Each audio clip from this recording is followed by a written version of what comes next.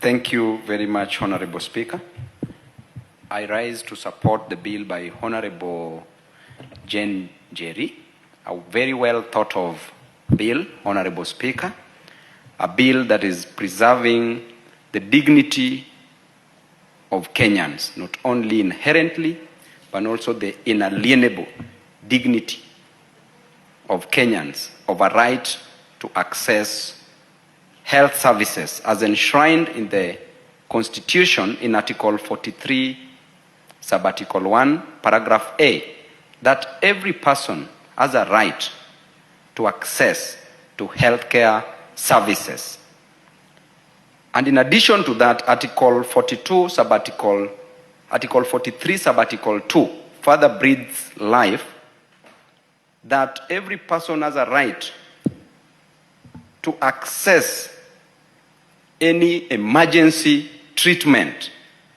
And Honorable Speaker, from time to time, we've been going against the spirit of the Constitution in an attempt to make money.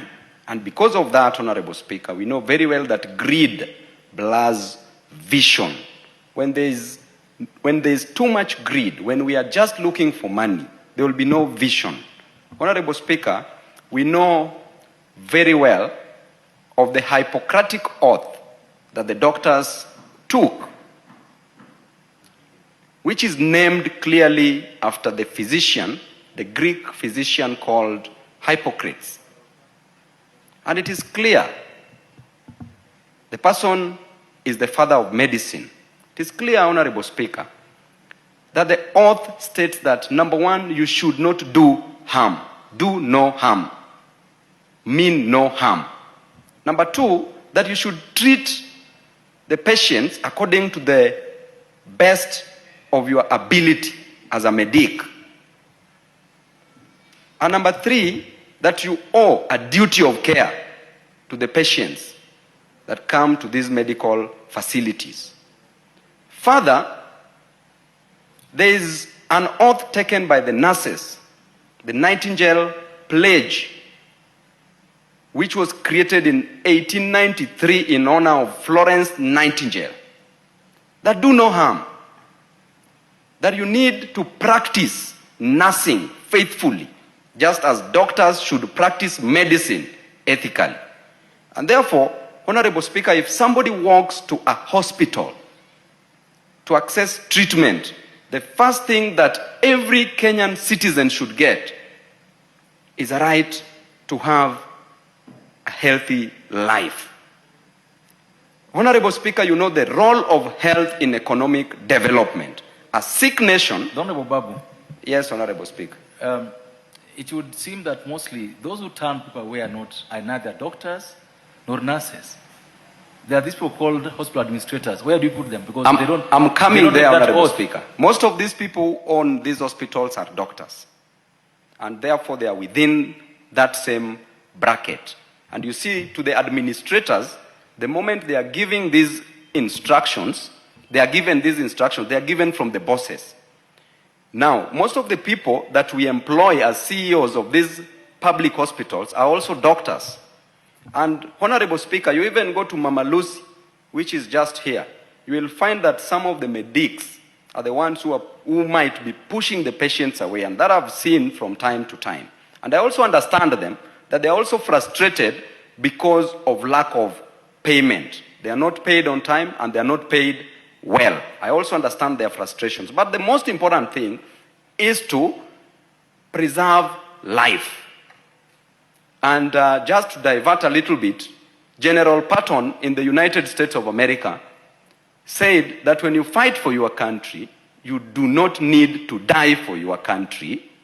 But as you fight for your country, and I will quote verbatim, seriatim, as you fight for your country, you let the other bastard die for his country. Because the moment you die for your country and you win, then how will you enjoy the spoils of war?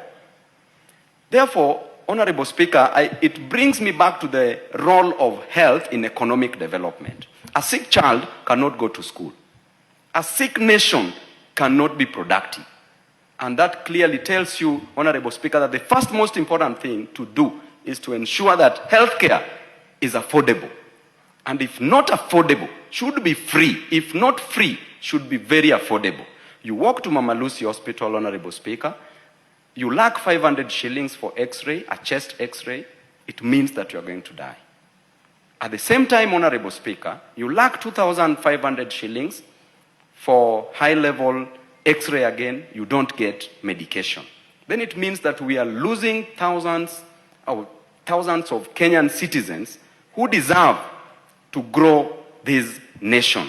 Now, the worst comes in, Honorable Speaker, that you have been admitted. You've sold everything.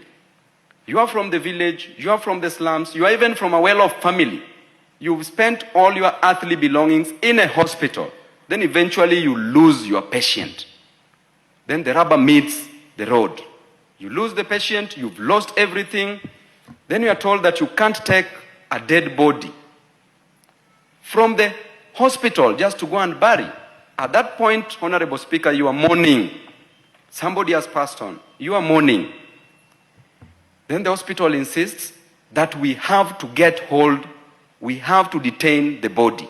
Honorable Speaker, in a High Court case of one Mary Nyagero versus Karen Hospital, 2016, the late Justice Majanja, in his own wisdom, may his soul rest in peace, stated clearly that there is no property in a dead body.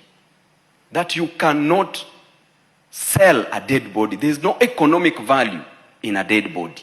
And therefore, detaining a dead body further adds grief to the families. Honorable Speaker, for those who are staying in Nairobi, and the Honorable KJ will tell you that transporting a dead body from Nairobi, Honorable Speaker, hiring a car, first of all, clearing hospital bills, you don't have the money, then making the arrangements to hire the car, to get a hearse or a matatu, to transport a body to the village, to burial. Honorable Speaker, it's like you are burying two people at the same time. Economically, you are buried, and at the same time, you are burying a loved one. So, Mheshimiwa Njeri, this bill deserves to be supported by all members of parliament, because from our own constituencies, people are suffering. And I would like to say that these hospitals, Honorable Speaker, we need to pass this bill to curb this unethical, immoral behavior, so that we can preserve the dignity of Kenyans. God bless you. I will have the Honorable Basil, followed by the Honorable Mayaka, followed by the Honorable